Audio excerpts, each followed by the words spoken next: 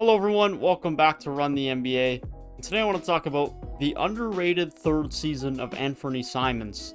Anfernee Simons had a decreased role in year 3 relative to year 2, but took a massive step forward in his production, his efficiency, and his level of play on the court, on offense and on defense, and absolutely no one is talking about it.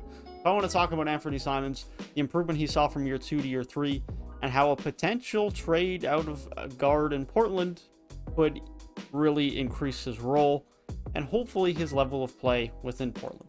Of course, that's very much a hypothetical, but discussing hypotheticals can be fun. So we're going to talk about that and the improvement that he saw from year 2 to year 3 with this Portland Trailblazers team. But if you do go on to enjoy the video, be sure to leave a like down below and subscribe to the channel if you are new. With that being said, let's talk about this improvement of Anfernee Simons from year 2 to year 3. Anfernee Simons had a okay second season in the NBA, but it was certainly much below expectations. He was still a regular guard off of the bench and still played a valuable role on this Portland Trailblazers team, but his efficiency wasn't great. His defense was poor. His free throw shooting did take a big positive increase, but that's about it. Other than that, from year 1 to year 2, it really wasn't that positive for Anfernee Simons. But from year 2 to year 3, it was a much better adjustment. His shot attempts went down, his minutes went down, but he did much better in the minutes and the roles that he was given. Part of it was due to personality. He was on the court a little bit more with Damian Lillard at times, but part of how he adjusted his game, how he designed his offense, as well as his effort on defense, is what made him better and what made him a better fit to play alongside Damian Lillard in some of those offensive scenarios. Point 1, Anfernee Simons went from someone who took way more mid-range shots than three-point shots to being someone who took way more threes than mid-ranges. Over half of his shots last year were from behind the three-point line, and he improved his efficiency from deep drastically. This man went from shooting 33% from deep to 42.6. Man took a massive leap, made more, shot more, and made them way more efficiently, and that made him much more viable on the NBA court and made him much more impactful for the Portland Trailblazers. That also went in line with him taking less two-point shots, which of course we know mid-ranges can be useful, but deep ones and certain types of mid-range shots are just not overly efficient and not overly beneficial to the course of an offense. And when you're playing with Damian Lillard, being able to have a good catch and shoot three and be a good floor spacer is going to make you a lot more valuable and be a lot more impactful on the court. And he did that last year. He also improved his defense a lot. He showed a lot more effort on the defensive end. He was a lot more competitive on the defensive end and showed an ability that he might not be an absolutely terrible defender for the rest of his NBA career. No one is suggesting that Anfernee Simons is going to start being some elite defender, but he at least looked like he's not one of the worst defensive guards in the league last year, showed a lot more effort on that end, fought through screens a lot more, and got to a point where he was at least serviceable on the defensive end without being completely brutal, which is good.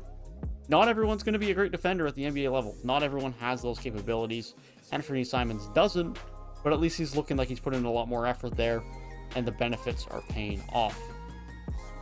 Now, moving forward, I still expect Anfernee Simons to have an important role on this Portland Trailblazers team this year without a Damian Lillard or CJ McCollum trade, which as the summer continues to go on, I think is the more likely scenario. I think they do end up running it back at this point, and Anfernee Simons is going to be an important guard for them off the bench, may even be their first guard off the bench, with him and Ben McLemore and potentially Tony Snell getting minutes at the 2. Of course, Normal plays a bit at the 2 when Dame and CJ are off, because he is, of course, a very small 3. But point being is Anfernee Simons will definitely get some time off of the bench, and he will be an important bench guard for them. I don't expect a big jump from him this season, but I do think that he can continue to improve a little bit on his offensive game. Maybe he'll expand a little bit past just the improvement in three-point shooting. But I think where we're at right now for Anfernee Simons is a pretty good spot, and probably not drastically different from what he will be in his absolute prime. Because fact of the matter is Anfernee Simons is playing well and putting up good numbers in limited minutes compared to some of the other players in his draft class. And so I don't think it's the nature of Anfernee Simons necessarily being any worse than some of the comparables. It's just a minutes and the guys that are ahead of him comparison, where I think Anfernee Simons is just a solid offensive guy, a solid complementary piece who can give you some floor spacing. But because he's not an amazing offensive player outside of his three-point shooting, because he's not an amazing playmaker, he's not a great defender, he'll probably never be a starter in the NBA. But it'll still lead him to be a very good bench piece and someone that can definitely give you some good offensive plug off of the bench and can give you a little bit of guard play from a primary ball handler standpoint as well. Now, of course, if Damian Lillard or CJ McCollum do get traded, then Anfernee Simons' role will get increased a lot more, but it's still probably not going to make him a starter. I would still expect that then Norm just moves down to the 2, and then you would adjust from there. One of the forwards would start, because Anfernee Simons just doesn't have enough to start. But his role would be increased because a guard, per se, would be out of the team. Even if Norm gets slid to a guard position, Norm still will play some guard minutes for this team. Some of those would have to be picked up. Anfernee Simons would definitely get more of an opportunity. But point being, Anfernee Simons is never going to be some starter unless something drastically changes in his game. I don't think he's ever going to be a high-quality starter. But he's still going to be a very impactful piece for Portland off of the bench in this upcoming season. And I'm excited to see what improvements he can make from year 3 to year 4, because last year was definitely a great step moving forward after a disappointing second year in the NBA.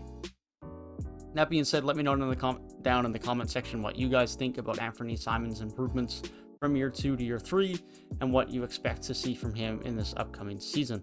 If you did enjoy the video, be sure to leave a like down below and subscribe to the channel if you are new. If you want to hear my thoughts on other young players or rookies heading into next season, then be sure to click the box on the right hand side of the screen. That being said, I hope you guys have a great rest of your day, and I will see you guys in the next one. Peace.